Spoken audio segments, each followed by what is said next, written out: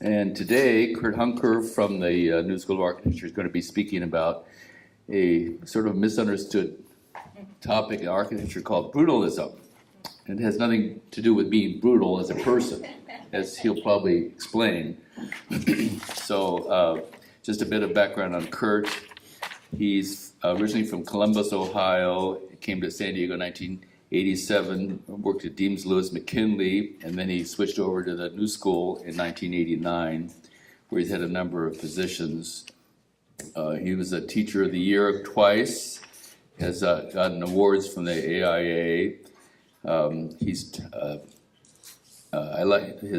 talked or written about architecture and been published in a number of publications, not only just in the US, but around the world. And he's currently Professor of Architecture in the graduate program. So Kurt, welcome to our talks and looking forward to your presentation.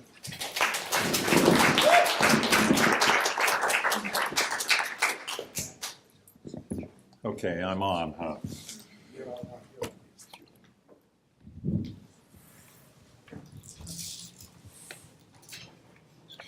Well, first of all, thank you all for spending a sunny Saturday morning in the dark here with me. Hopefully we won't be quite as much in the dark after this, you never know. And thank you to the Friends for having me back. I think this is actually my fourth appearance. The first one dates back to Harriet Gill's time, quite a few years ago, and the most recent of the 30th anniversary panel discussion. So I'm happy to be here. And I do want to make one comment before I launch into this regarding image credits, and I'm doing this partially for the benefit of the number of students here in the room. It's my custom usually to include a credit slide at the end and give acknowledgement to photographers and people who create those images that I use. And just about every image in this presentation is from someone else. I've been busy with this, tinkering, changing the order up till some point yesterday. Didn't get that slide in here. So if there's a question about an image, if there's something you'd like to know in terms of a source, I'd be happy to provide that, since I won't have that on the slides today, and I did want to make that point. And I decided to take on this topic of brutalism, not because I'm any particular big fan of it, but because I'm intrigued by the fairly recent revival of interest in it. There's a lot of interest in a number of areas. And the revival is actually something more, because there are those folks out there claiming that brutalist buildings, and when I'm using that word, as Roger alluded to, I'm talking about those buildings designed with a capital B. Many folks claim that they're actually being built today. As skeptic that I am, that was enough to get me to agree to come and talk about this. And so part of my talk will be on that very issue. Can we call contemporary buildings of a certain type brutalist in the formal sense of the term, when they resemble older buildings that we would all acknowledge to be brutalists? And the short answer to that is no. But I'm going to get into that. And before diving into brutalism itself, I thought I'd offer a parallel that will help explain my position. So you'll have to bear with me for a few minutes, because I'm going to be talking about art and not architecture, but hopefully you'll see where this all leads. The late Columbia University professor of philosophy, Arthur C. Danto, in his 1992 collection of essays, Beyond the Brillo Box, which you see illustrated here, seek to address the fundamental question of 20th century creativity. Yes, but is it art? In the essay, Art and Artifact in Africa, Danto constructs an interesting analogy. Well, interesting to me anyway. We'll see what you think. And before I get into that, I do assure you that we will return to brutalism shortly. Danto posits two imaginary native tribes. Tribe A is known as the basket folk.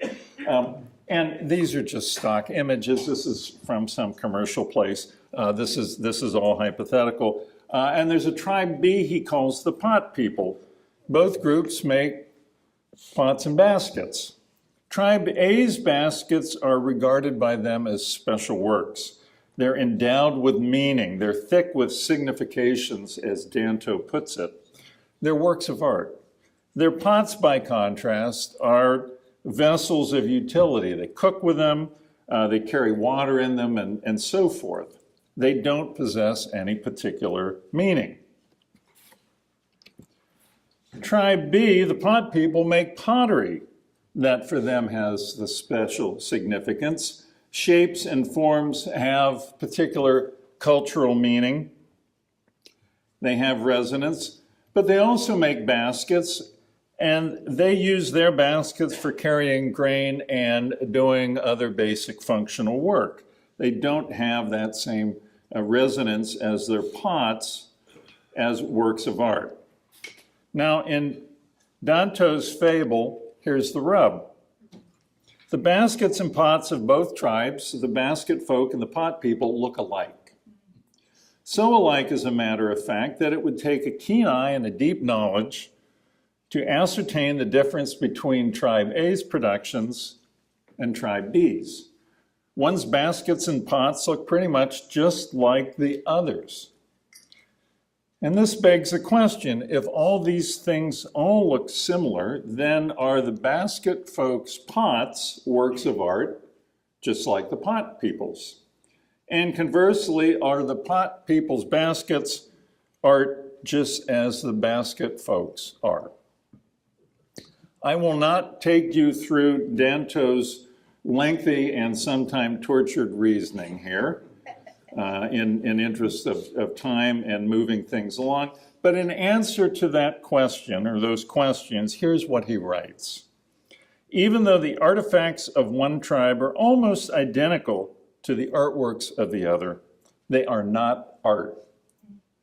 The basket folks' pots, which so closely resemble the pot people's, I mean, look at my image, they're identical, aren't they? Are not art, and the story is the same for the pot people's baskets. They look the same, but they aren't. For Danto, the gist of the argument, to sum up rather broadly, is that context changes everything. And here, context is not just physical, which actually may be of little importance. It's cultural, it's historical, it's intellectual, it's social.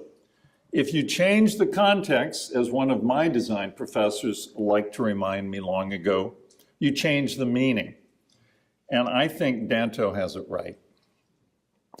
When we think of certain examples of modernist art, as a matter of fact, we see that he has a point. After all, it was merely a porcelain place to do your business until Duchamp pulled the urinal off the wall, put it in a gallery, and proclaimed it art. While it's true he did take it off the wall and he did paint a phrase on it, he did not otherwise alter the fixture. Clearly, its significance as art lies in his groundbreaking decision to exhibit it in a gallery, and 20th century art was forever transformed. Change the context, change the meaning. And that, ladies and gentlemen, is where I think we are with brutalism today. There may indeed be buildings going up that share resemblance with older ones, similar forms, certainly similar materials, similar textures, and so forth, but they simply are not examples of brutalism. One might even argue, and one being me, that some buildings of the period look the part but aren't brutalist either. And we'll get to that point in a moment, but at this stage, let's return to the topic at hand and how things began. Most architectural historians of note seem to agree that the brutalist tag was first attached to certain post-war modern buildings of the great Swiss-French architect Le Corbusier. Le Corbusier, or Corbu as we architects like to call him, oscillated between extreme aesthetic and philosophical tendencies throughout his career. One of his critics called this his orneriness. And while his machine aesthetic houses were meant to be exemplars of the dictum, a house is a machine for living in, he also designed in a much more rustic, vernacular-inspired vein. As early as the mid-1930s, he was creating houses of rough-formed concrete and brick with exposed surfaces left on the insides and with a startling directness and even crudity. The first truly iconic brutalist structure dates to the late 40s, completed, as you see here, in 1954, is Unité d'Habitation in Marseille. In this large housing complex, which incidentally Corbu originally intended to build with a steel structure, he used cast-in-place concrete in a new way, realizing that the standards of local workmanship after the war and the availability of materials would not allow for precise, cleanly finished surfaces. He decided to exploit the roughness. The wood graining in the formwork was celebrated and made aesthetic. Heavy textures were used to shape the abundant sunlight. It was rough, it was textured, it was genius. Le Corbusier called it béton brut, rough concrete. An unconvinced French official simply said it was brutal. And with that, a new chapter commenced in 20th century modernism. Things are not quite so linear and simple, however. It's undeniably true that Corbu's work influenced a generation of European architects like no other. But the brutalist sensibility goes beyond béton brut and the influence of the Unité, and at this point we turn to the young architects of the post-war period, particularly in Great Britain. In his 1966 text, The New Brutalism, and this is sort of a foundational document on this topic, the historian Rainer Banham describes internal debate raging in design circles in England immediately after the Second World War. Older architects involved in large-scale government rebuilding projects, and that was virtually all that architects had at that point in Britain, advocated a kind of emotionally comfortable, sentimental, domestic architecture of pitched roofs, traditional materials, irregular or picturesque streetscapes, and small scale, like Afton there on the left. Their inspiration was contemporary work in Sweden dubbed the New Empiricism. It was an aesthetic specifically meant to challenge international style modernism and what it represented. This younger generation of English architects wouldn't accept this welfare state approach, nor the mentality that promoted it. Led by the husband and wife team of Peter and Alison Smithson, they sought a form of expression that would highlight, not diminish, the uncertainties and paradoxes of a new post-war Europe. They saw what was happening also in the arts, such as Richard Hamilton's classic work on the right there, with the questioning and skepticism of consumerist culture, and all of that resonated. Theirs was to be an architecture of conviction, of directness, of sincerity that looked to both Le Corbusier and the influential German Ludwig Mies van der Rohe, and strangely enough, to the Palladian tradition in Britain, an architecture of formal rigor and geometrically based spatial logic. This is what came to be known as the New Brutalism. And interestingly, that term derives also from a Swedish term, in this case, neo-brutalism, espoused by a group of young architects in that country. Rainer Banham, incidentally, who for a long time was on the faculty at UC Santa Barbara, of all places, one of the great writers and historians of 20th century modernism, along with David Gebhard, probably the most noteworthy California architectural historian, both of them at a university without a school of architecture, which I find remarkable, although it is Santa Barbara. Banham makes a point about the terminology. If by brutalism we mean the pioneering work of Le Corbusier, the new brutalism is a phrase obviously indebted to it. But Banham makes things clear, and you see the quote here, neo-brutalist is a stylistic label like neoclassic or neo-Gothic, whereas the new brutalism is, in the brutalist phrase, an ethic, not an aesthetic. It describes a program or an attitude to architecture. In other words, architecture was to convey attitudes about contemporary life. The Smithsons and their circle sought examples of direct, straightforward architecture beyond Corbu. In Mises' buildings for the Illinois Institute of Technology of the mid-1940s, they found them. Here were buildings seemingly reduced to their basic constructional elements in service to open, flexible, light-filled space. And here, too, were examples of the strict formal vocabulary that echoed the Palladian classicism of Great Britain. Buildings were uniformly, crisply composed of brick, steel, and glass. Structure is not only exposed, it's highlighted, as in the famous corner condition in the upper right that Mies spent so much time developing. Materials retain their essential finish and character. IIT provided these young architects a way forward. Project considered the first built instance of the new brutalism is the Smithson's own Hunstanton Secondary School of 1949 to 54. This work, as you can see, is much more Miesian than Corbusian, with its emphasis on exposed steel framing and walls of glass or brick. Hunstanton is uncompromising design. Structure, systems, exterior materials are expressed as they are, not covered or altered. There's a hardness and rigor to the work that contrasts with human scale housing and what so many others were after. It was clearly destined to be an architecture for the new era. I might note at this point that the brutalist tendency of the 50s and 60s owes a debt to certain formative ideas behind modern architecture, particularly those that derive from its romanticist 18th and 19th century heritage.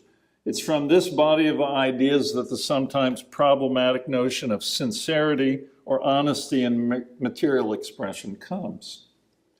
It's from Romanticism we get the very idea that ugliness might have aesthetic merit too. For the Romantics, it was a fact of life. We have to deal with it. How often do we look at an impoverished streetscape or a rusty old door and think, in its own way, that's beautiful. Thank Romanticism for that. And lastly, it's from 19th century Romantic thinkers such as John Ruskin that we inherit the notion that the architect has a social obligation. Yes, we have clients, but we also work for the good of society. And I threw that part in for Mike Stepner's benefit, so Mike would not get on me later on. Thank you very much. While Rainer Banham considered the new brutalism to be an ethic, he nonetheless imposed on it three rules or characteristics, which would surely seem acceptable, I think, to any informed observer. A suitably brutalist building has first what Banham termed formal legibility of plan.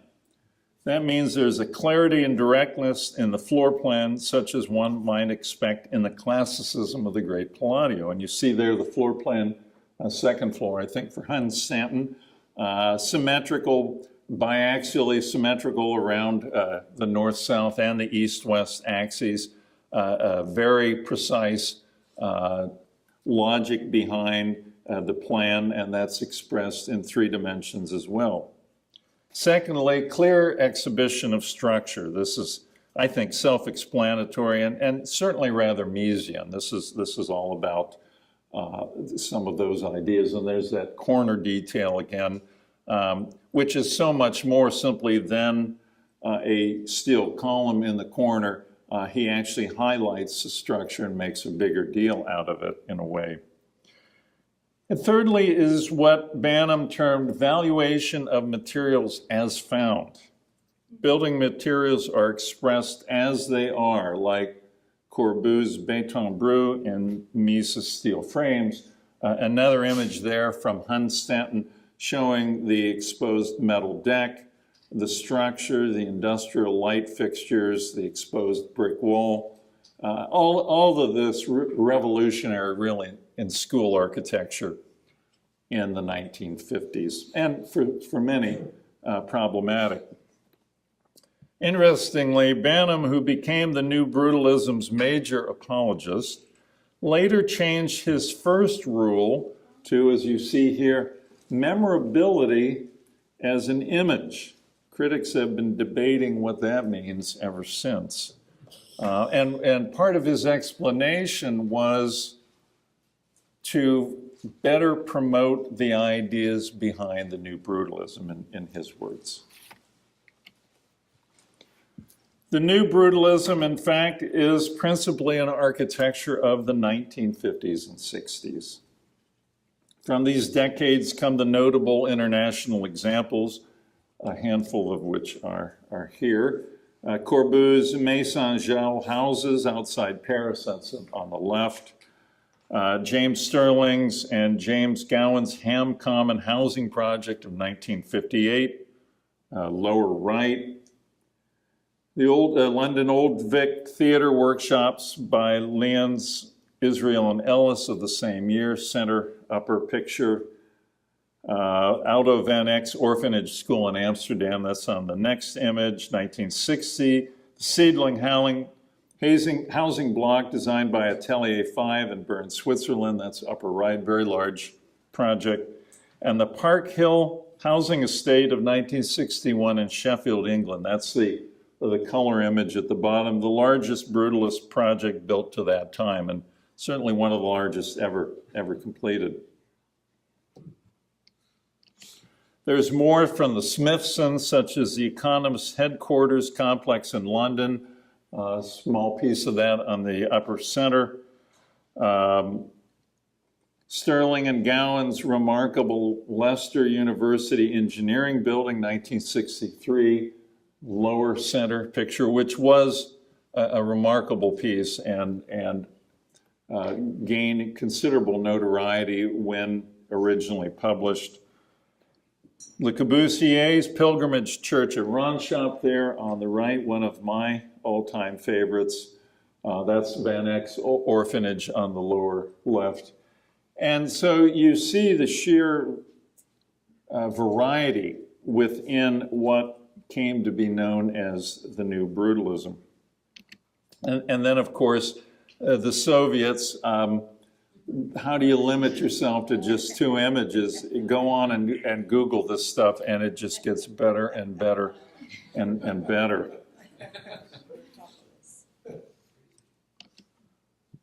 The New Brutalism was an architecture of consequence in this country as well.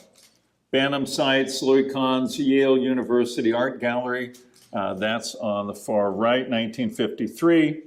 Picture from Banham's book, as a matter of fact. Paul Rudolph's Married Student Housing, also at Yale, from 9 years later.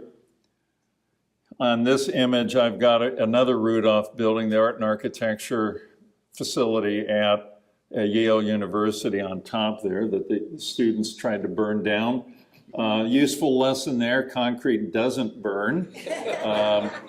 So, you know, we're there for the learning.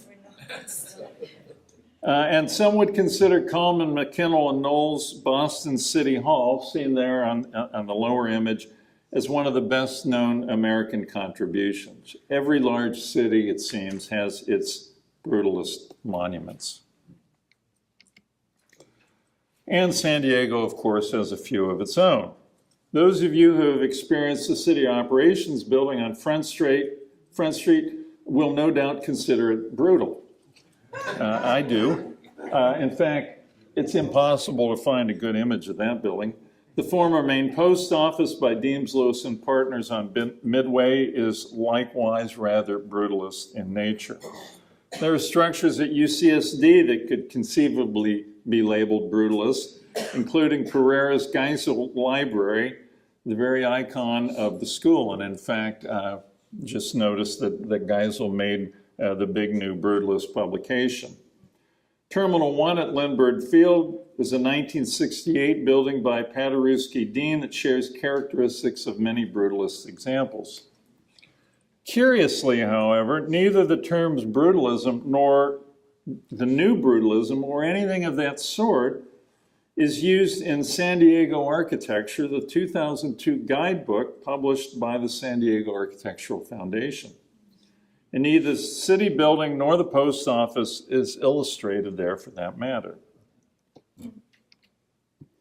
You might argue that San Diego County Credit Union Stadium, oh, I hate that name, designed by the late Gary Allen, is brutalist.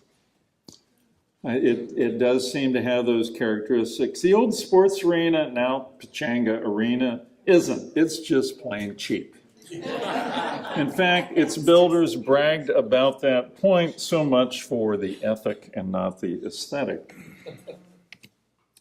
I recently heard the Salk Institute, our one truly great modernist building, described as brutalist.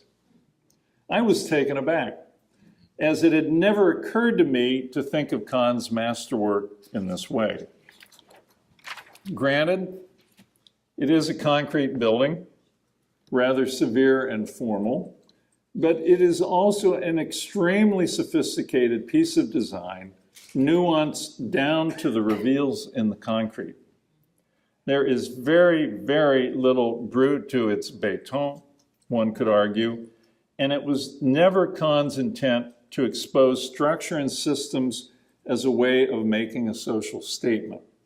He was more concerned with making a great lab, which he did. In fact, as we know, he went to great lengths often to hide much of that stuff. So for me, this is not brutalism. In the end, I'm not so sure about our brutalist heritage, if we may even say we have one. And apparently the publishers of the guidebook didn't consider that. The situation here must have been decidedly different than that of England rebuilding after the war, or of Germany rethinking its social system. San Diego architecture calls Terminal 1 a fine example of soaring 1960s optimism. That is architecture celebrating things as they are, not an urgent and discomforting instigation for that which should be. And a fine example, well, that point alone is debatable to me. This brings me to a working definition of what brutalism is and what it isn't. First off, I will claim that simply being constructed of reinforced concrete does not automatically qualify a building to be considered brutalist. Neither does heaviness nor clumsiness, although there are many examples of brutalist buildings that exhibit both. This position puts me at odds, I realize, perhaps with Mimi Ziegler of the Los Angeles Times, and apparently with editors of the Atlas of Brutalists of Architecture, recently published by FAIA. Ziegler's own review of the Atlas suggests that to be brutalist is precisely to be concrete and heavy. I just don't think so. This is where I re-engage Arthur Danto and his argument for art versus artifact centering on context.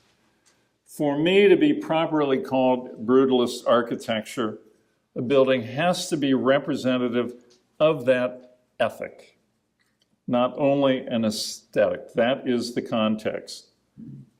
Can we say that certain buildings of the 50s and 60s in Southern California are representative of that ethic? Perhaps. What is that their attitude? What are they reacting for or against? What do they represent? This is something I hope we get into in discussion in a few minutes. The context is assuredly different now than the 50s and 60s, which makes the current interest in reviving brutalism all the more curious. The website Brutalism, for example, thank you, Miti Aiello, for that one, features scores of illustrations of rather dystopian cityscapes, grim, gray, deteriorating monoliths, sometimes populated by grim, gray, deteriorating-looking people. One observer pointed out that brutalist buildings almost always serve bureaucracies. That's an interesting point that I think deserves further consideration. The architecture of some video games looks quite like Brutalism when you think about it. And the places in Blade Runner and Ready Player One also have those qualities, unmistakably. But does that make them brutalist? I don't think so. What I do think is happening is that there is a kind of nostalgia at work. And this phenomenon is not by any means limited to the present discussion. Architects and their ilk often pine for a past, for the good old days, for the way we used to do things. And it is undeniable that the sheer solidity and massiveness and boldness of brutalist architecture stands in stark contrast to the ubiquitous stucco and cheesy finishes of so many contemporary buildings. Those buildings, built not for an aesthetic, but allegedly for an ethic, may last. Who knows about ours? Thanks.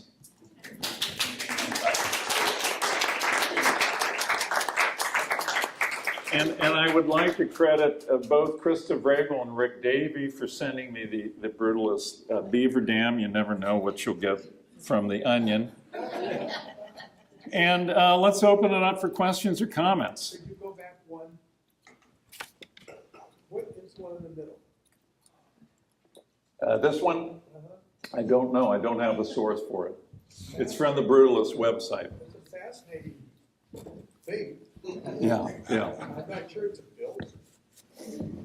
And their website is full of these kinds of super scaled projects. Oh, there's so many to choose from. Often in the obligatory gritty black and white. And yeah, you just look at that and say, wow, how did they do that? What do you think of the architecture of the Nazis? Of the I Nazis. watch these Nazi mega weapons TV shows, and they built these concrete structures to be bomb-proof. That was sort of their common characteristic, is that they had 16-foot roofs, so the bombs couldn't get to whatever was beneath. A tank factory, rocket launching facility, a submarine pen, these things. And they're so huge that they're still there today because nobody had the machinery or the gumption to try and tear them down because they're too big. Right. And they're still sitting there, and they'll have people walk through and talk about what was there and what it was used for. But was that brutalism? Well, if you subscribe to my thesis, no, it's not. Okay. Those were defensive. Right. How do we keep this thing intact when the bombs fall? And this really, in the beginning, in the work of people like the Smithsons, who were so key to so much of this in the middle of the century, was really about finding a new way. It was their contention that modernism was beginning to drift. It was beginning to forget its social purpose. It was beginning to lose its sort of revolutionary fervor. It was becoming compromising. And they really looked to something dramatically different as an answer to that. And I think sometimes to the point of overreaching. Hunstanton's a pretty tough school. This was a secondary school. This is a place for kids. And you saw the image of the restroom. The sinks are bolted to a beam that's bolted in front of a translucent window. The drain drops into a slot in the floor. It's just tough stuff. I think many would consider that more penitentiary-like than school-like, but it was really trying to back up, trying to recenter modern architecture, to say what's important is that it's straightforward, it's lasting, it's serious stuff. And those kinds of works are serious buildings. So no, I think there's a real distinction to be had there. Yes, sir. You know, you put those cheap pastiches on something like the Pechanga Center. I mean, it probably would look better if they didn't put all that crap on and just left it reinforced concrete, which goes to the thought that a lot of, quote, brutalism is just cheap. It's just, architecture on the cheap. Why decorate it? Just leave it simple and save a lot of money. Conversely, you've got form follows function. And I take quarrel with your issue about the bathroom at Hubstadt because, I mean, form follows function. I think it's very edifying. I don't think it's so, it may be unflavorful. It may not have any real human charm, but again, it's a bathroom. Form follows function. Well, it's straightforward. But there are different ways to do that. Could we turn the lights on, please? Oh, sure.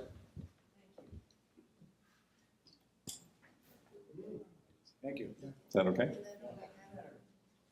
I don't know how that does for the video, but that's fine.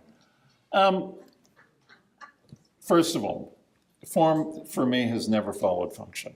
It doesn't. I don't buy it, never have. I think it's an excuse, and there's nothing that I know of that would substantiate that rectangular boxes, rectangular rooms are more functional than another shape. Almost nothing. It's highly specialized laboratories, spaces where there are things built into it. So that's not been, in my view, a particularly useful way to define modern architecture, although at some point it got sidetracked and hung its banner on functionalism. And interestingly, it was Le Corbusier responding to an Italian writer who was using the term rationalism, who suggested better to call it functional architecture. And Le Corbusier himself said to make it function isn't building, that's construction, that's not architecture.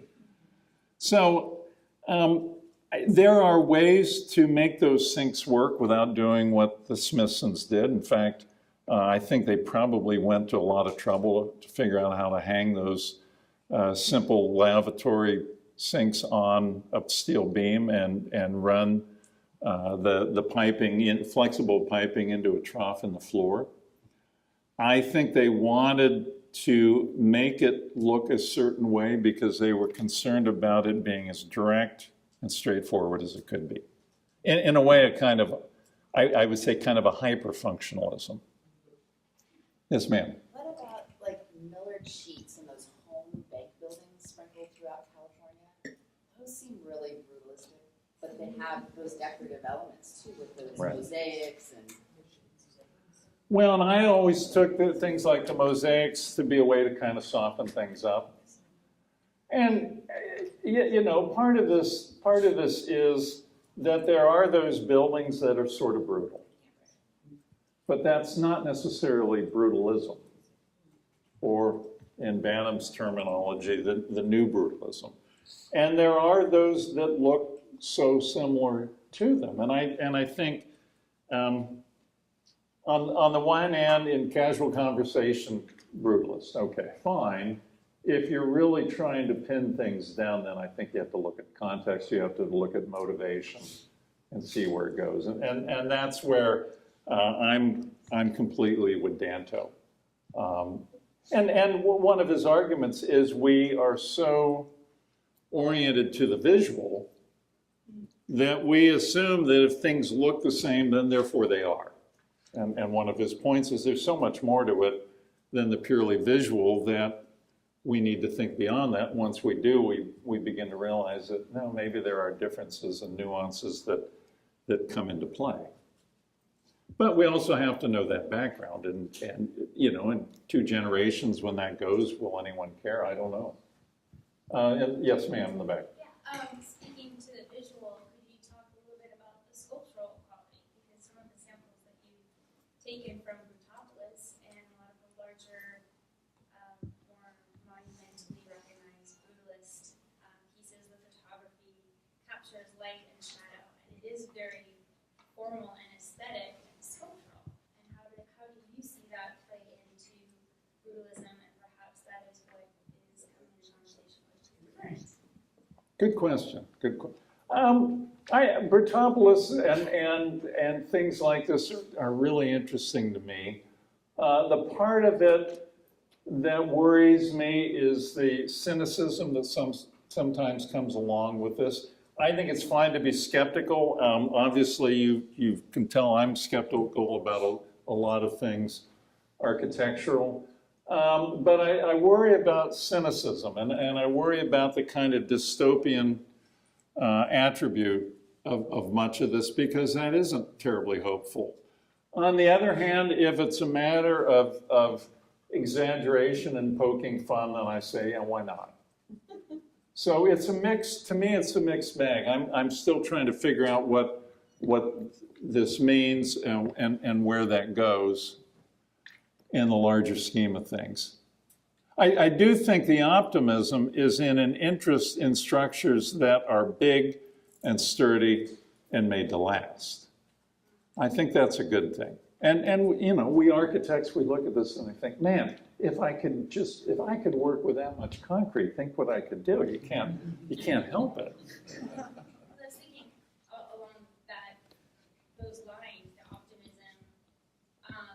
You have Brasilia, so Nehemiah, like those sort of things. You have the spider building called Rudolph at LAX. That's kind of futuristic. I would argue that's optimism. There's a series of sculptures or monuments, almost like follies in former Yugoslavia, that were, I think, Tito's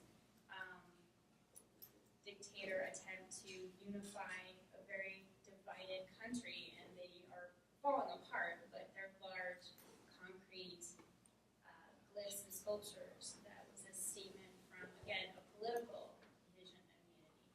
So just wanted to kind of play that back in terms of, can there be a hopefulness with the material that most people see as brutal?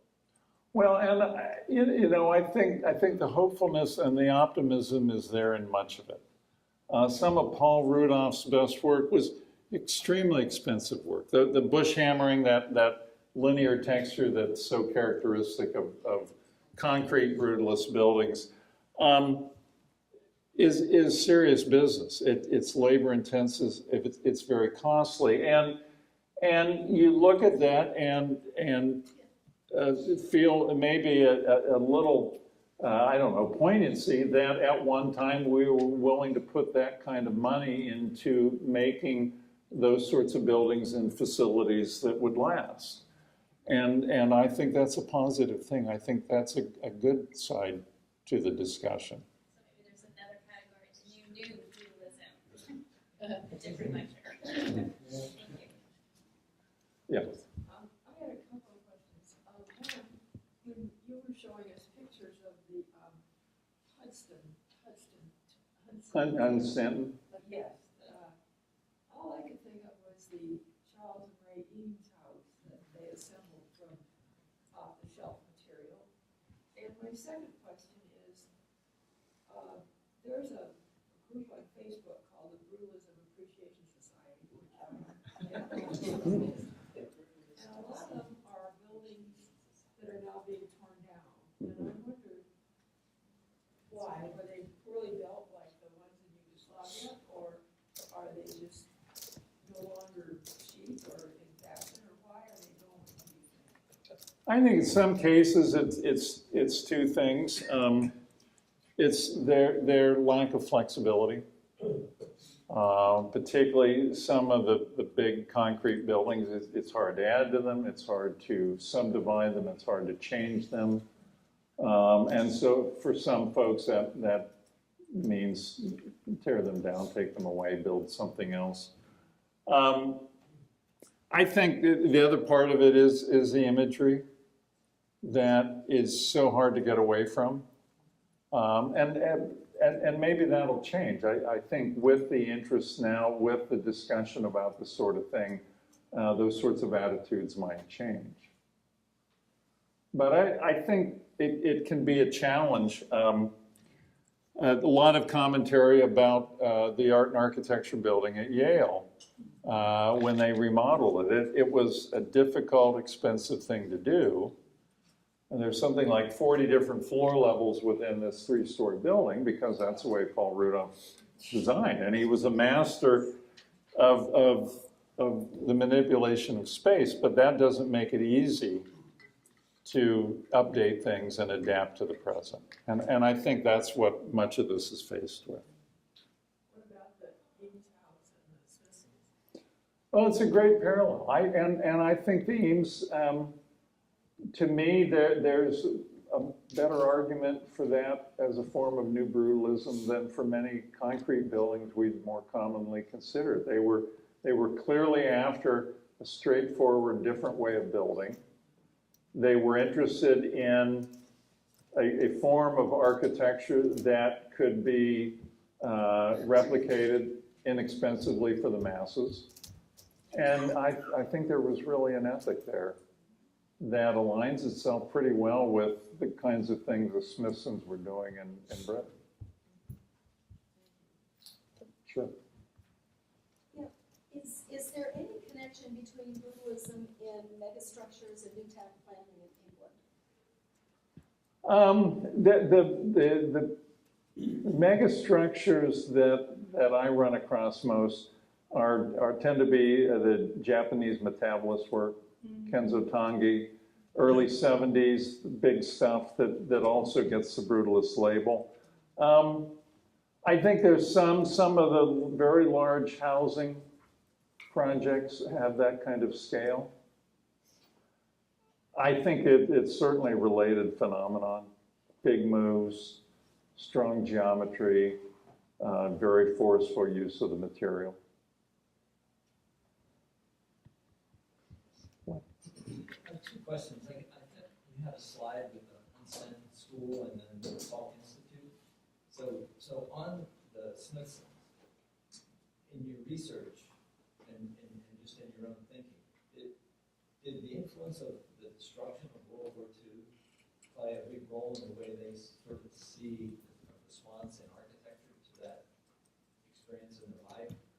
So from that point of view on the school, and then on Han, if you start to look at his first building, it wasn't the Salk Institute, it was the Yale Right. Art Gallery that you had on Right. the site.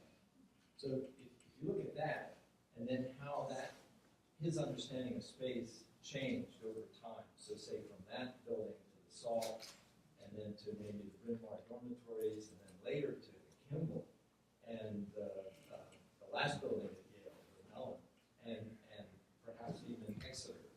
Would you see a progression in his thinking to become more like his idea about the room? So that he became more humanist as he moved through his career. So between the war and becoming a humanist, any thoughts on that? Well, I think, good question. I think with the Smithsons, I see a kind of indirect connection.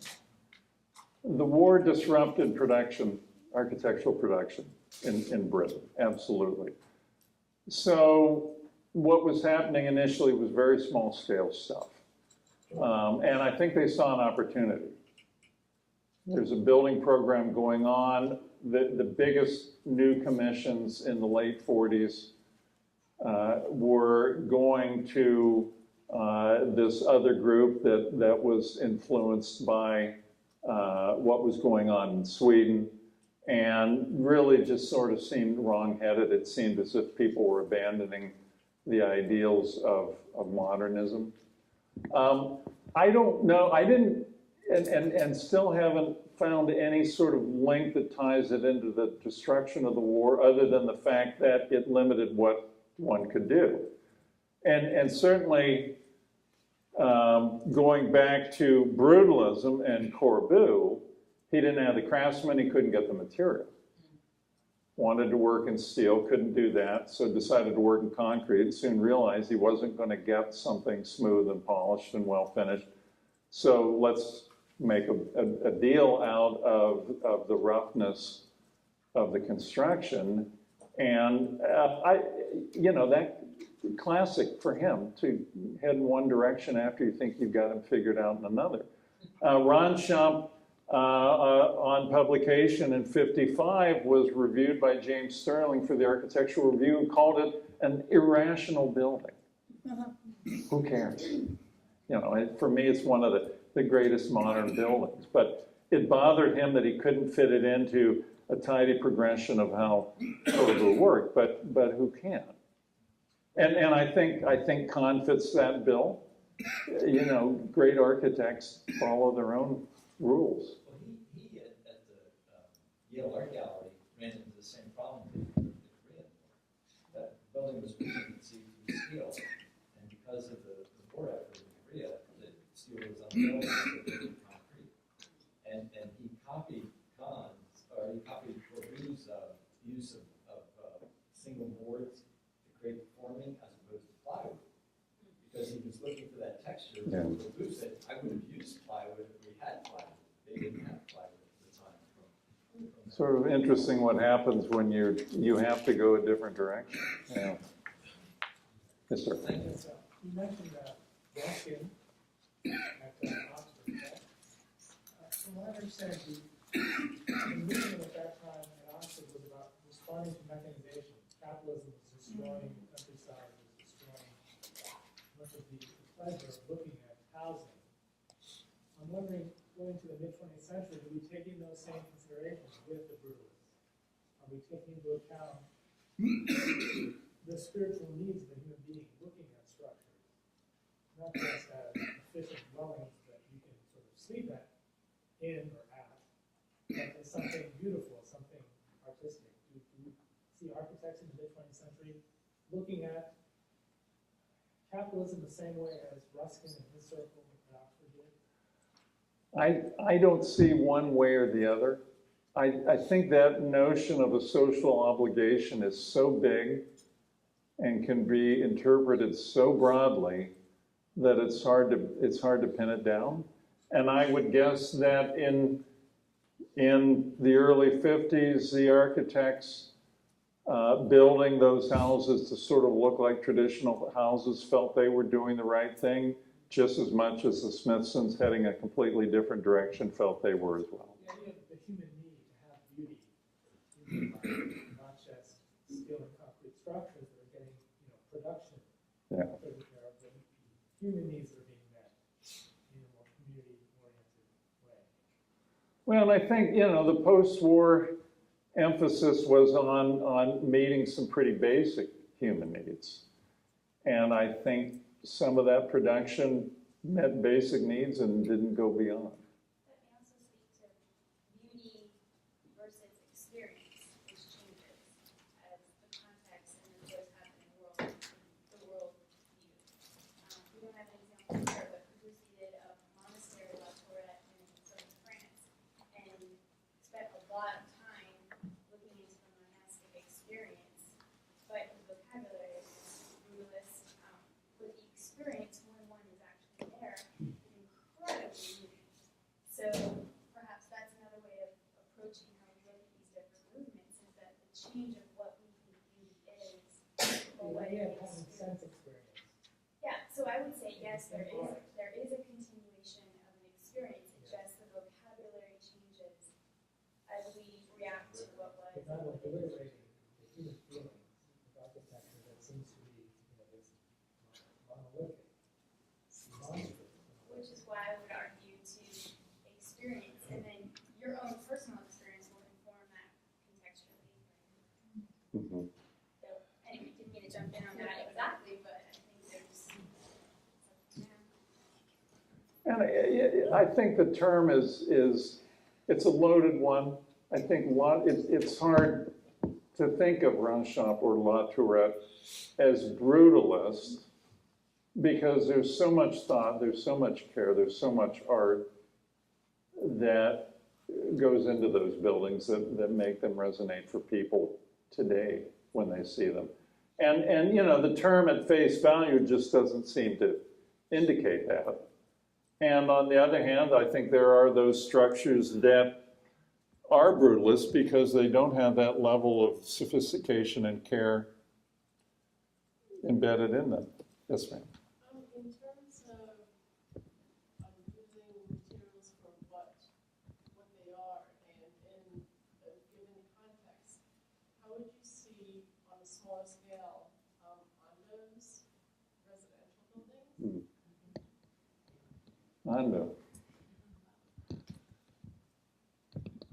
Well, I think that's like Kahn, an architect, using these materials, expressing them artfully, and being careful about how they're used, and relying on the quality of the material for a larger purpose, the spatial quality, the way light enters a space. I'm thinking of the chapel.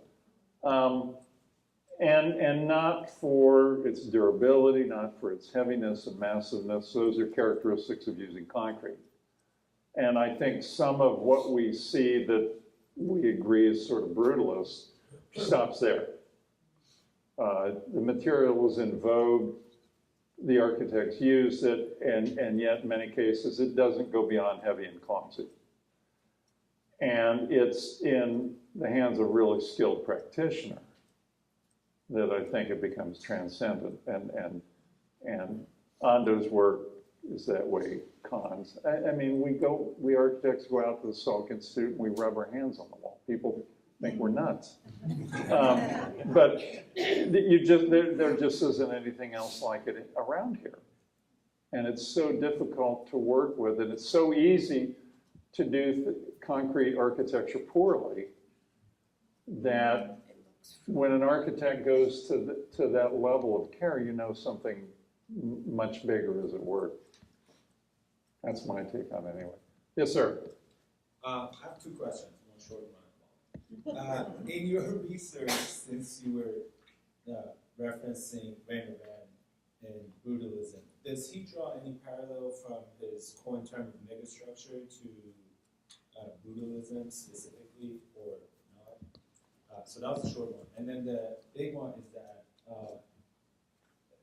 does brutalism have something to do with like transparency and light? I remember when we had Craig Ferguson from Snowetta here last year, he was talking about a building that was next to his project, and I think they were turning it down or something like that. And he was talking about how it's like so brutal that, and he's like, I get why, because when they used to hand draw these, the drop shadows just look gorgeous with these like minimal strips of windows, but from inside, the experience is really different, which kind of takes it to like, is it the experience or is it the image, which seems like the Soviets and the Nazis were more concerned about the image of brutalism, and which is why maybe the experience is not so well, so they end up getting thrown down. Versus, I think Ando at least puts the experience ahead of the image when he uses sort of a brutalistic. Well, I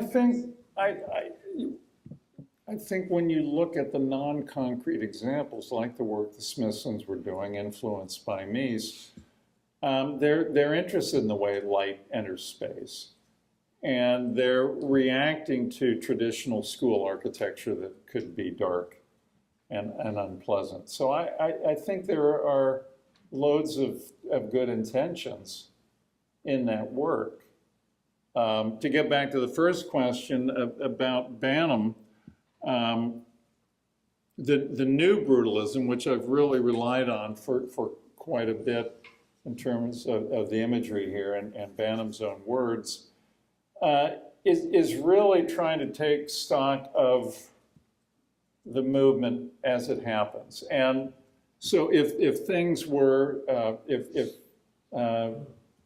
what was your term? Megastructure? So I think if there were megastructures involved, it's not a point of discussion in the book. That was to come later. I think it was a function of the kind of work that was out there being done. You saw the image of the thing in Sheffield. It's just huge. It just goes on and on. So that was an opportunity for architects to work at that kind of scale simply because housing was so desperately needed. Minty. Yes, so I have a couple of comments and one question for you that brings it to contemporary architecture and environmental consideration when it comes to concrete structures. So first of all, you mentioned romanticism as a lens in which we can see what can be considered ugly or unseemly as beautiful. And I would bring up wabi-sabi. So we have this Japanese aesthetics that looks at the rugged and the old and the decaying as beautiful. So I feel that that could be, because there's a lot of renewed interest in wabi-sabi, we are revisiting these structures. As far as the renewed intense interest with brutalism, so there's an article that states that Instagram is the unlikely savior of concrete brutalist architecture. And Brutalism was actually an Instagram account that I shared with you. So one interesting thing is that there was a question about where was that building. So in Brutalism, the images are deliberately non-credited because it sets up this imaginary dystopic city. So it kind of pulls in all these images from all over the world, uncredited, and it identifies with obviously oppressive, institutional, sort of like plotting, bureaucratic city. Let's just say if a movie was made of 1984, that would be, so like the control of the state. So I thought that was really interesting. Also, I think that the interest has to do with nostalgia, as you said. That's why we're seeing the resurgence of typewriters and vinyl. So not necessarily things that are efficient, right? But they just have that sort of charm.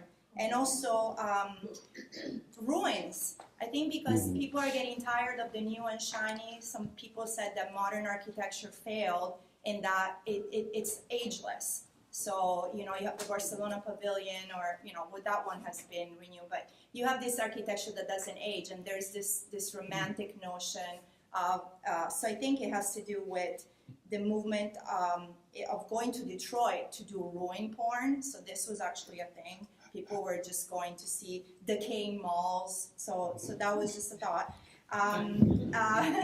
The question I have, to bring it to contemporary issue. So the New York City Council just passed the most sweeping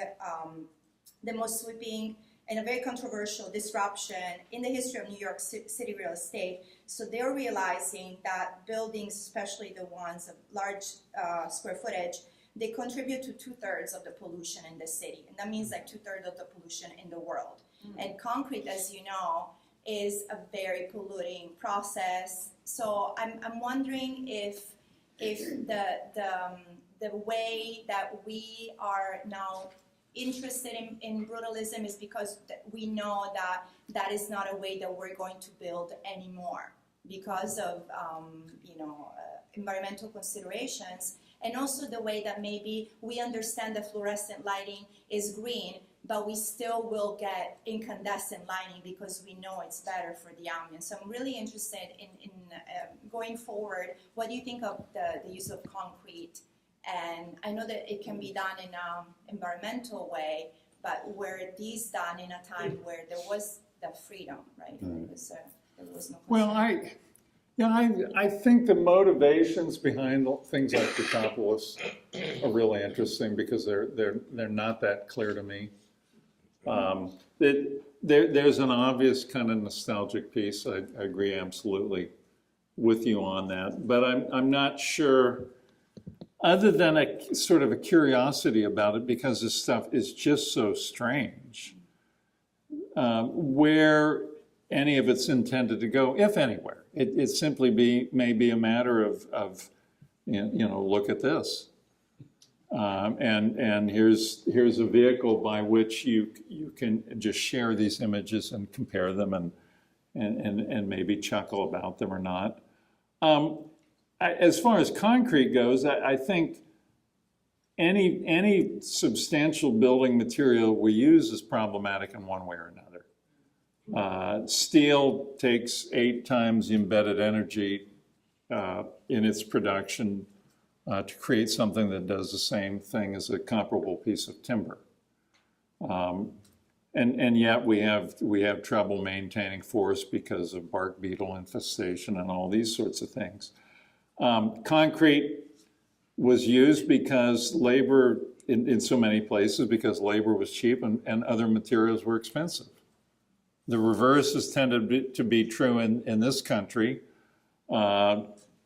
Labor is so expensive that we look to materials that aren't so labor intensive. And certainly steel, to do the same job in many, many cases, is much less labor intensive than concrete. So an awful lot of it, I think, ends up falling under an economic argument, as well as we saw with the post-war examples, what was available, what you could do. You couldn't get steel. You didn't have the craftsmen able to work in it, so you could build stuff out of concrete as long as you weren't too picky about the level of finish you could acquire.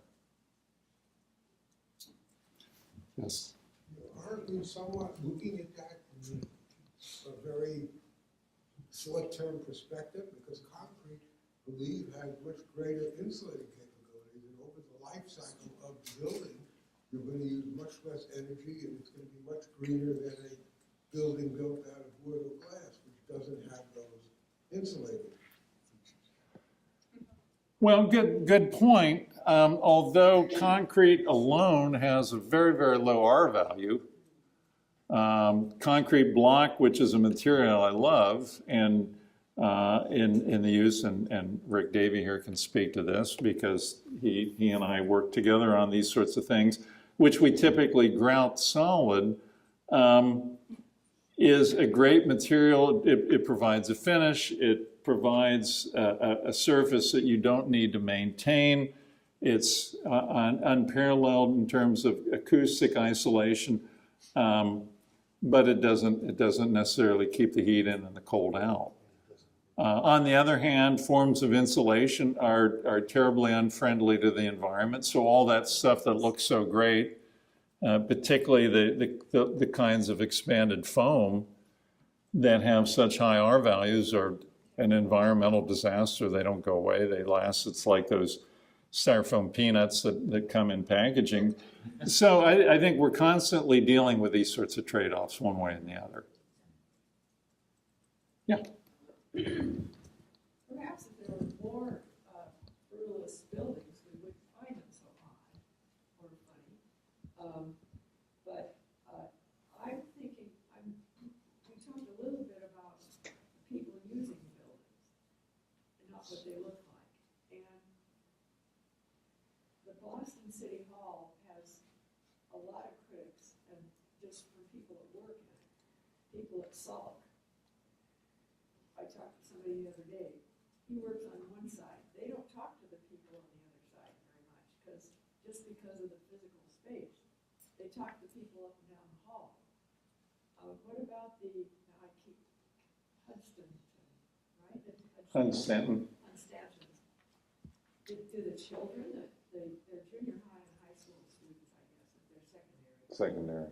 Did they find it unpleasant or difficult? It was pretty heavily criticized. It was just so radically different. By the students that were students there, Yeah. or teachers and faculty? It was just such a different expectation.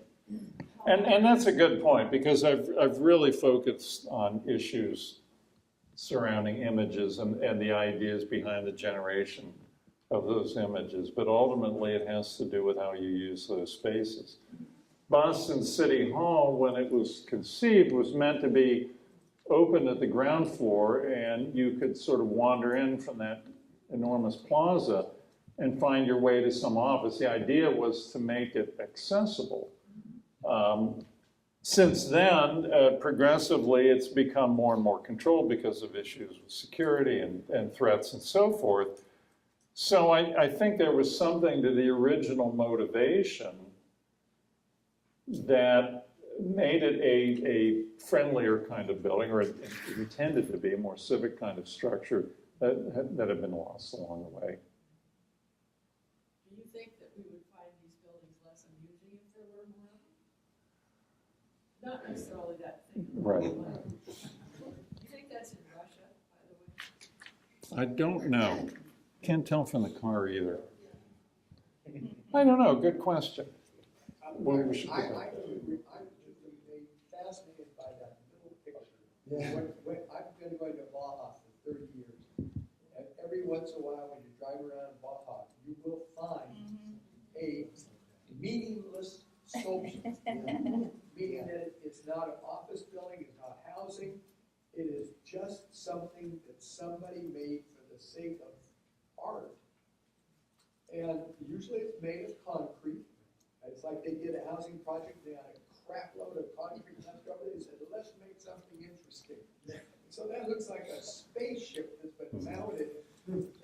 I don't think it's an office building or housing. I think it's just a I'm going to interrupt. magnificent I can show you what it is. gesture. So I did. wonder how much of that brutalism, how much of that is represented in brutalism? How many instances can you think of brutalist work that really was not functional, really didn't have a use? It was just there.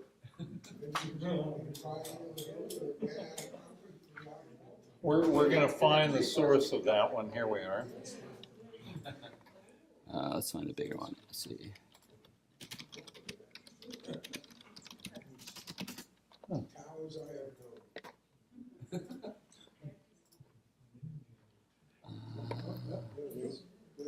Yeah, it's. Brasilia Digital TV Tower. Let me see if I have the website. The way we can sleep tonight. Although maybe more interesting before we knew it was a TV tower. It never comes up, but today, of course, that he did something that it will come up. Oh, where's your concept? This one. Well, it's all the same building. This is the construction of it. This is the finished product. So it has a use. So that's only partially built then? Yeah, you can see the construction workers. So now the unfinished architecture. It's in Brasilia. It's all in the same path as everything else. Well, there we are. Hey, Josh. Yeah. Nice.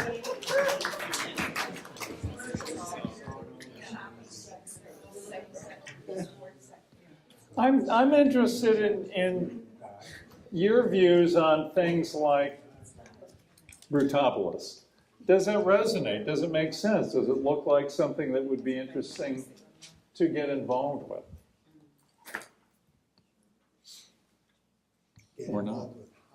Yeah, we have to go home and look it up. Yeah. But it looks like the group was started just to have fun with structures that seem to be brutalist, which is using the made of concrete definition. Right. Which is an easy way to start concrete. Right. I get the feeling sometimes that use of concrete is anti-human feeling, and no matter how you play with it, it isn't as beautiful and pleasant as a traditional architecture. So I wonder, in the long sweep of architectural history, whether this is kind of an outlier to what people really like.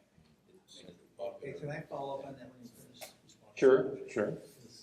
One of the buildings you showed was one of our city favorites, the city operations building. And context is important. The quote about context is more than physical, it's social, economic. And it was done at a time when we wanted, as a city policy, discourage people from wandering into our public buildings. This is before terrorism and anything else.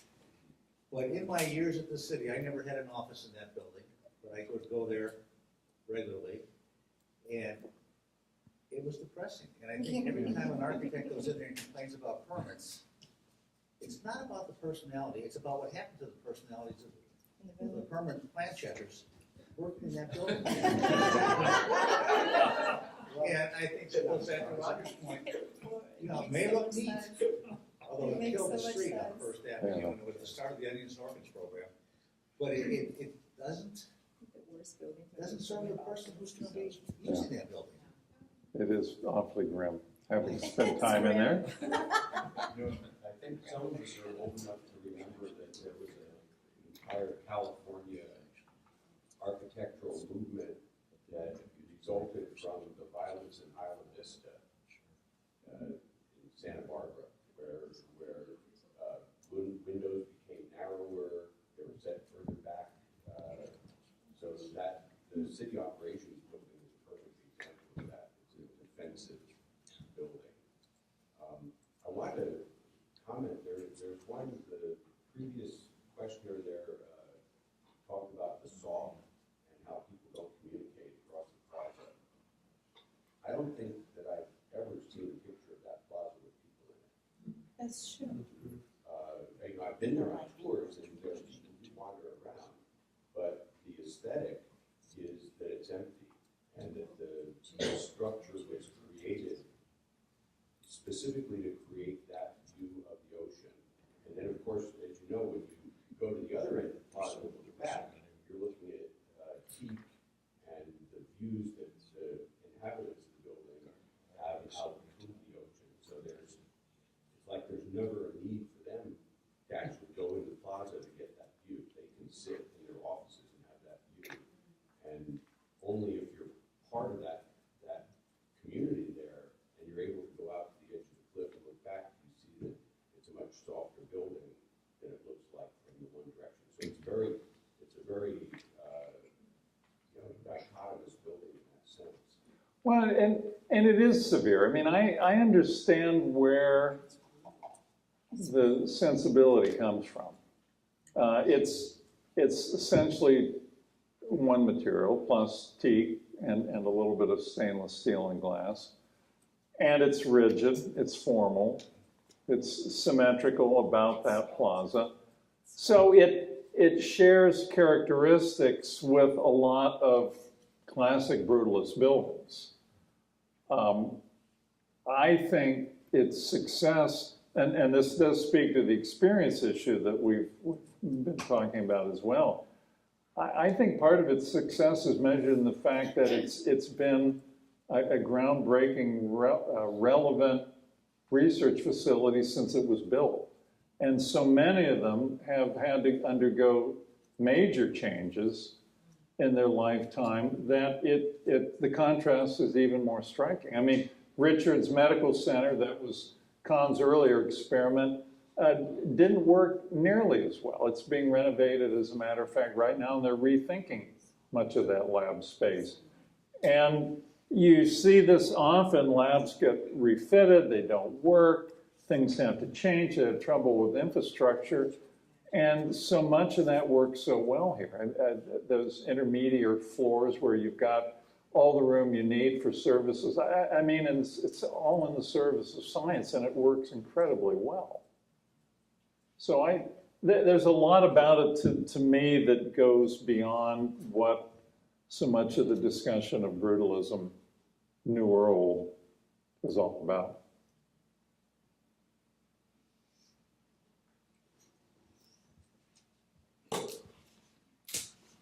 Yes, Diane. Can I sum up your conclusion that there are no brutalist buildings in San Diego?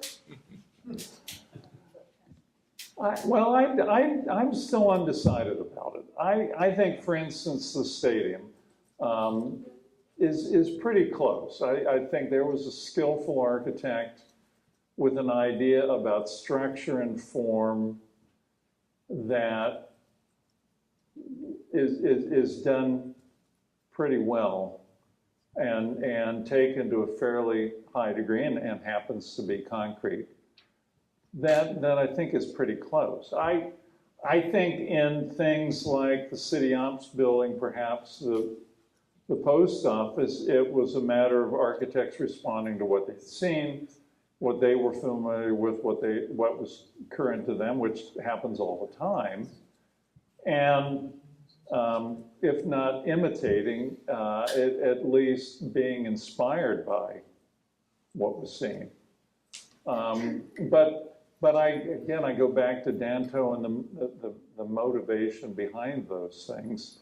And that's where, for me, the sports arena falls down, because the motivation is, how can we make this thing inexpensive? So you take precast tees that are normally a spanning element, you stick them up in the air and you've got a wall.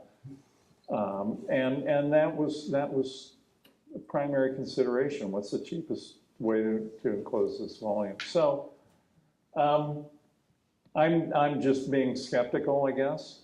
Well, how would you characterize a lot of the buildings at UCST?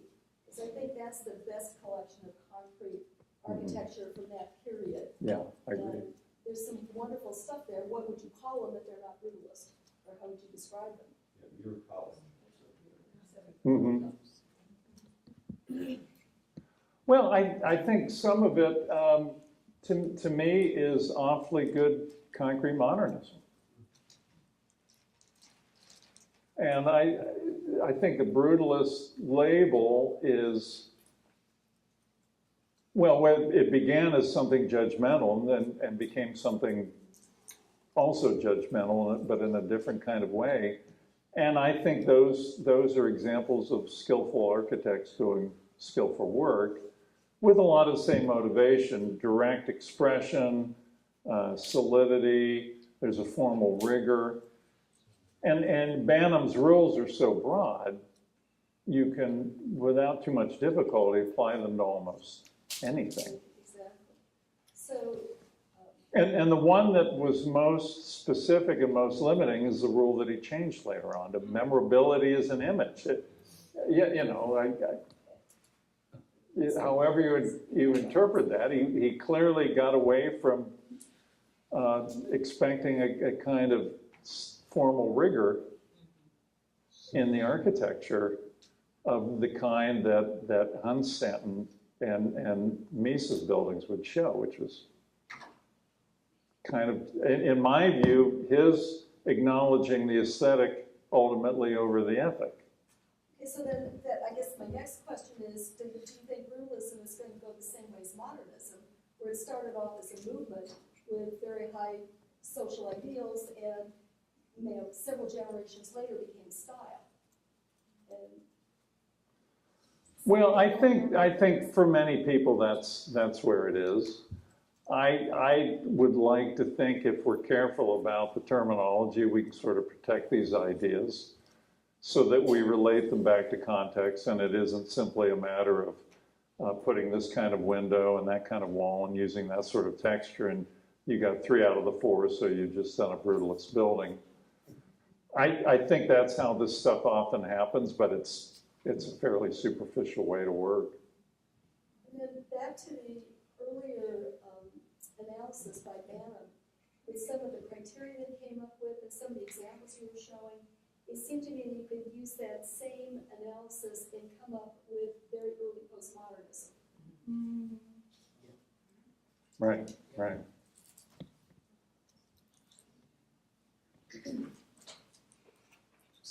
Well, and that's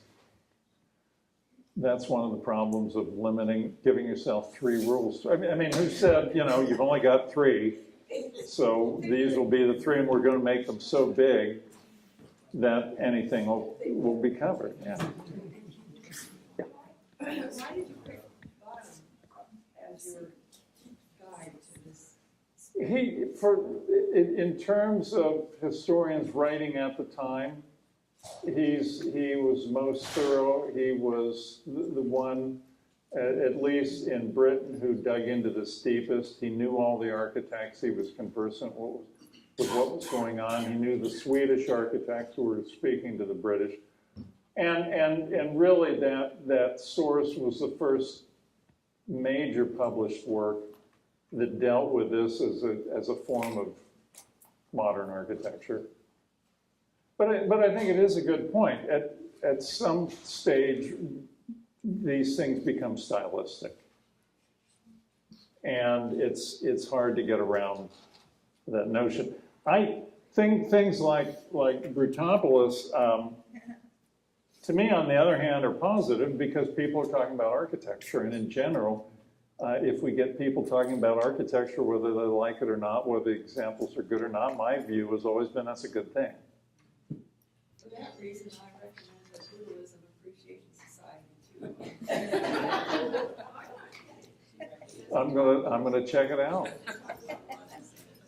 Good, Brutalism Appreciation Society. Well, I think we should end it there because that's what this is all about is architecture and all the questions, the most amazing questions people had today, which is wonderful. And Kurt, thank you very much. So we're going to give you this book, The Man in the Glass House, Philip Johnson. A fellow Ohioan. Of course. And then thank you. Atlas of Brutalist Architecture will give into the library at the school. Hey, great. And so thank you very much for coming. Thank you. See you next month, everybody. Nice. Very nice.